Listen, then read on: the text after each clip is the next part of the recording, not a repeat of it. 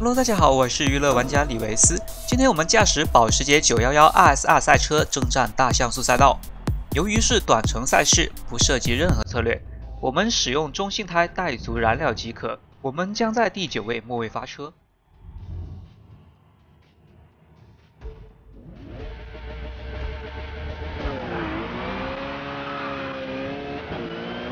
起步的速度很不错，直接来到第7名。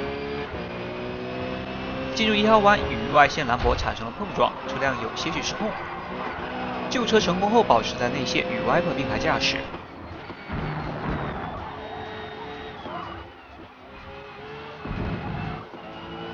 下一个弯处于外线，对我们不利，被 Viper 超越。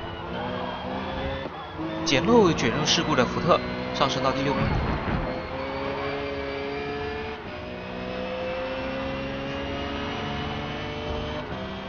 靠着更高的速度再次与 Viper 并排。Viper 在内线提前刹车，让我们有一个非常干净的入弯窗口。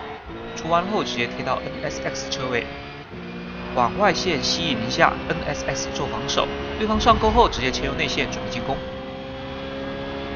延迟刹车直接拿下 P4。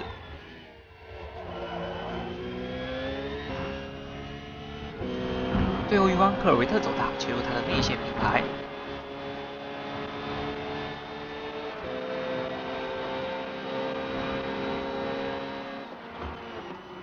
在1号弯轻松超越，上升至P3。前方就是第1集团，两台车靠得很近，只要前方一缠斗，我们就能快速追上。小牛新车还是很强势的，已经快摸到第1名的身后了。在第2圈最后一弯，小牛率先发起进攻，进入P1保时捷内线。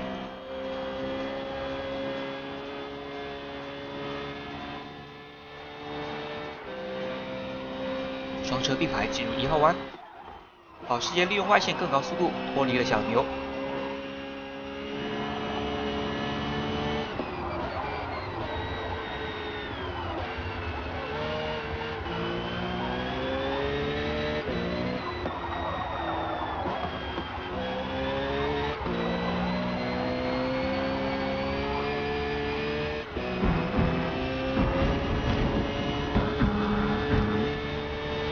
在第4圈起点，小牛靠着尾流再次进攻。出1号弯后还在并排，不过保时捷靠着2号弯的内线优势再次摆脱小牛，我们也趁机将差距缩小到1秒内。追赶的同时，认真的当起战地记者。目前我们已经吸上了尾流，预计半圈后就能追到第1集团车尾。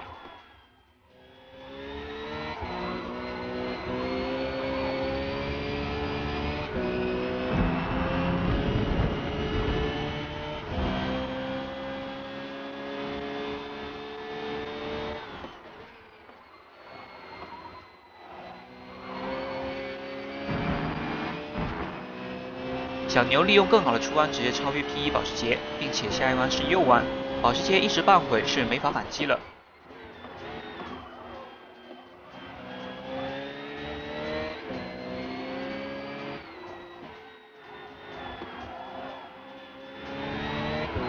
虽然我们的节奏比 P2 高很多，但我们是同车，性能比较接近，超越之后无法快速拉开，也容易陷入缠斗，让 P1 跑远。所以我选择跟车不做抽头动作，尽量用车体语言提前刹车，向前车表达我没有进攻意图，请尽快往前追赶小牛。小牛也是感受到了身后的压力，切入内线防守 ，P2 被迫切入外线，我们也是迅速刹车，避免了追尾事故，紧贴着兰博进入弯道。由于前方和侧方都有车辆压制我们的开油空间，出弯后的速度丢失非常多。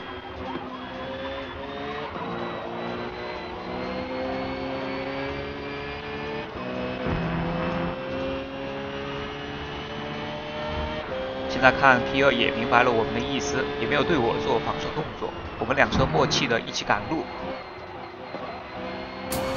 小牛也没有跑远，等到大直线，我们又会迎来新的进攻机会。我的计划就是驱虎吞狼，把保时捷送上去斗小牛，让他们消耗轮胎的同时，我们以逸待劳，等待进攻机会。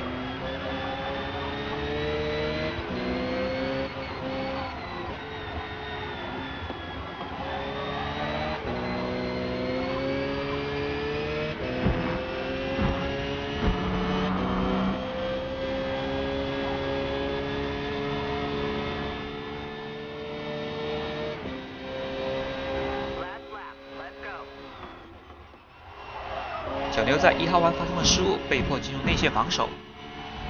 似曾相识的一幕再次发生，只是我与皮尔的位置产生了变化。这次他运气好，有窗口给他开油加速。现在只剩下半圈了，我看皮尔是很难追上 P1 了。我已经放弃跟车计划，准备找机会动手了。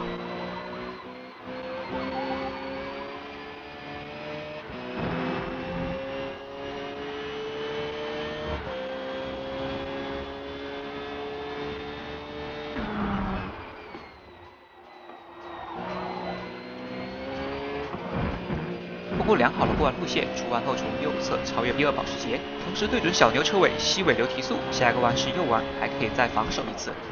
重刹进入倒数第3个弯道，直接贴近小牛。小牛受到威胁后封死内线，我们直接切出外线，用更大的转向半径携带更多的速度与小牛产生并排。出弯直接领先小牛，但提速没有小牛快。在最后一弯小牛追上，与我们重新并排，凭借着保时捷良好的操控，给内线留出空间的同时并排通过，全油门加速压上外线最边缘的路线，最终3车同时冲线，我们以一个引擎盖的优势拿下第1名。短短的30秒，随着名次的提升，肾上腺素也在急剧飙升，心率加快，呼吸急促，赛后久久不能平复。我想这就是竞速游戏的魅力所在。同时，赛车不到最后一刻，你永远不知道会发生什么。